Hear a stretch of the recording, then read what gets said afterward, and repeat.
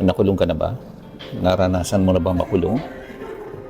What is the worst person in the world? Ano ang pinakamatinding kulungan sa buong mundo? The worst person in the world is a home without peace. Isang tahanang magulo. Isang tahanang walang katahimikan. Isang tahanang hindi nagkakasundo yung mga nakatira. Isang tahanang laging may sigawan. Isang tahanang laging nag-aaway ang mga magulang.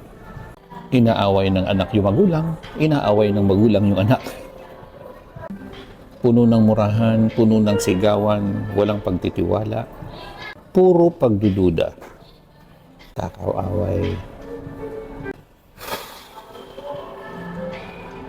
Sa simula pa lang, be careful who you marry. Mag-ingat kung kanino ka may in love. Siguraduhin mo lang kilala mo siya o kilala mo na siya bago ka lumagay sa tahimik o bago ka lumagay sa gulo.